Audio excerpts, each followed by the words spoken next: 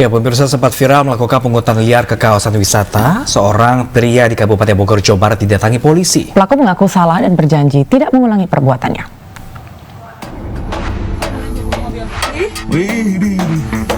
Ada tiketnya nggak? Video seorang pria yang melakukan pungutan liar ini viral di media sosial.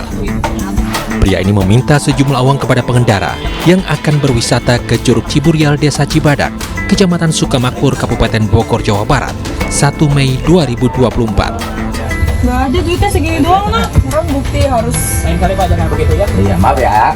Oke. Setelah viral di media sosial, pelaku didatangi polisi serta pemerintah desa. Di depan polisi dan kepala desa, pria 35 tahun ini menyampaikan permintaan maaf, sekaligus berjanji tidak akan mengulangi perbuatannya. Dan paginya sekitar pagi-pagi jam 11 itu kami menerima video itu dan viral di media sosial, yaitu tanggal 2-nya, dan langsung kami jam 13-nya memanggil yang bersangkutan ke Polsek bersama kepala desa, terus kadus dan saudaranya. Dan di sini benar dia menyatakan bahwa di video viral itu dia yang membuat pungutan liar terhadap wisatawan, dan dari masing-masing wisatawan itu dia memungut kurang lebih 10.000.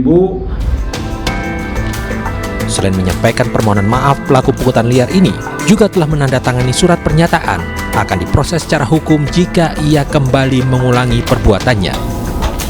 Dari Kabupaten Bogor, Jawa Barat, Cahyat Supriyatna, iNews melaporkan. Sementara itu, pemirsa, 5 kali terlibat narkoba, polisi pastikan artis Rio Rayvan tidak akan mendapatkan asesmen untuk direhabilitasi. Ya, artis Rio Rayvan terancam hukuman 12 tahun penjara.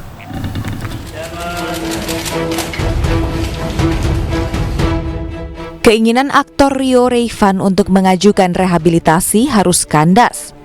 Polisi memastikan tersangka Rio Rayvan akan diproses pidana dan tidak akan mendapatkan asesmen untuk direhabilitasi. Pertimbangan ini karena tersangka telah 5 kali terlibat kasus yang sama. Polisi menyita barang bukti 3 paket sabu seberat 1,17 gram, 12 butir aprazolam, setengah butir pil ekstasi, dan alat hisap sabu.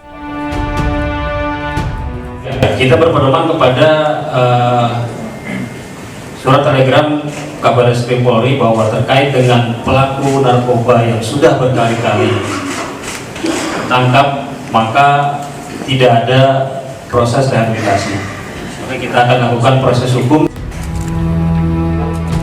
Polisi menjerat Rio Rayvan dengan pasal 112 ayat 1 Undang-Undang Narkotika dan pasal 62 Undang-Undang Psikotropika dengan ancaman pidana maksimal 12 tahun.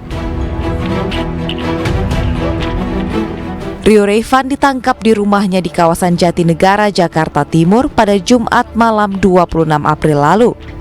Ini adalah kali kelima Rio Rayvan ditangkap karena urusan narkoba. Bahkan Rio baru bebas dari penjara Februari lalu. Dari Jakarta, Miftahul Gani, iNews melaporkan. Ya, pemirsa, tim PSDKP Kementerian Kelautan dan Perikanan menyergap 2 kapal asing pelaku illegal fishing di Laut Natuna. Total 2 kapal ikan dari Vietnam berhasil diamankan oleh petugas.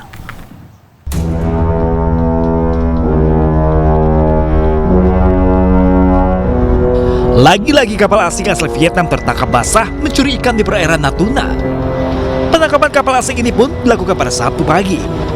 Operasi ini dipimpin langsung oleh Direktur Jenderal Tim PSDKP Kementerian Kelautan dan Perikanan Pung Nugroho Saksono. Tim Pengawasan Sumber Daya Kelautan dan Perikanan mengerahkan 2 kapal, yakni kapal Orca 2 dan Barakuda 1.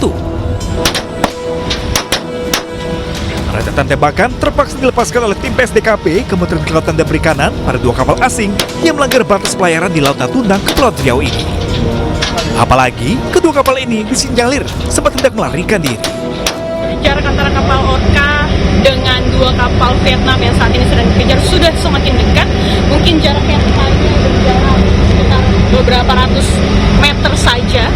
Dan menurut informasi yang kami dapatkan, memang akan dilakukan tembakan peringatan selanjutnya untuk memastikan agar 2 kapal ini tidak melarikan diri. Meskipun sempat berupaya melarikan diri, namun kedua kapal asing asal Vietnam yakni BV 4417 TS dan BV 1182 TS akhirnya berhasil ditangkap.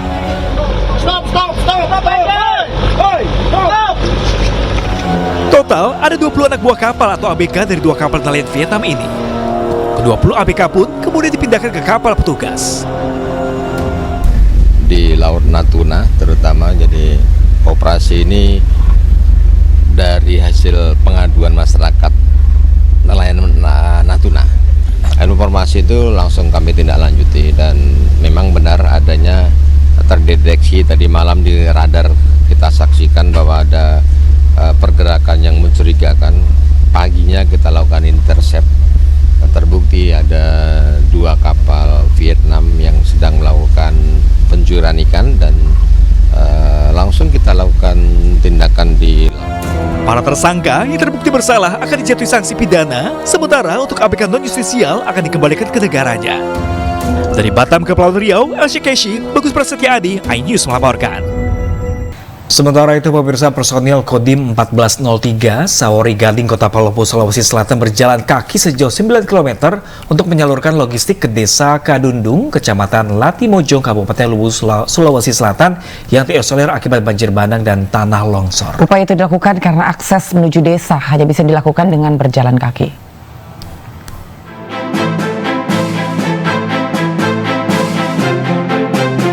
Dengan berjalan kaki sejauh 9 km, personil Kodim 1403 Kota Palopo akhirnya berhasil menjangkau satu desa di Kecamatan Latimojong yang telah terisolir selama 2 hari.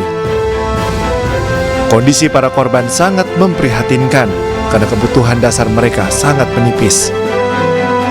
Kondisi semakin diperparah akibat terjadinya pemadaman listrik akibat putusnya sejumlah kabel milik PLN.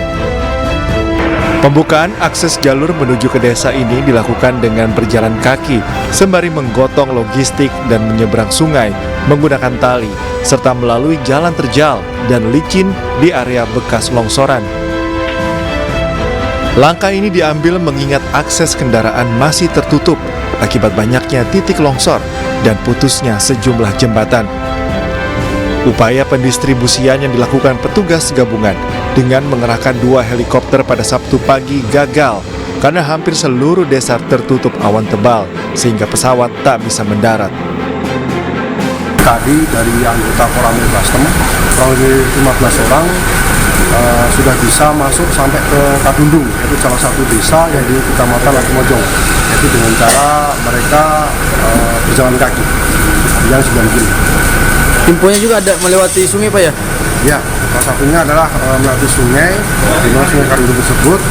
Kemungkinan besok akan kita survei apakah bisa dibangun jembatan beli ataupun mungkin nanti akan menyeberang. Informasi yang kami terima tadi untuk bantuan tetap akan kita upayakan dengan udara, karena tadi kita lewat udara tapi tidak bisa dikarenakan faktor cuaca. Besok kemungkinan pagi-pagi jam 00.00 tidak bisa untuk start engine kita mengirim bantuan ke lokasi. Pihak TNI akan terus berupaya membuka akses jalur yang masih tertutup material longsor dan akan melakukan survei di lokasi jembatan yang terputus demi menyuplai logistik secepatnya. Sementara untuk bantuan via jalur udara akan kembali dilakukan pada Minggu pagi dengan mengerahkan 2 unit helikopter milik TNI dan Polri. Dari Kabupaten Luwu, Sulawesi Selatan, Nasruddin Rubak, iNews melaporkan.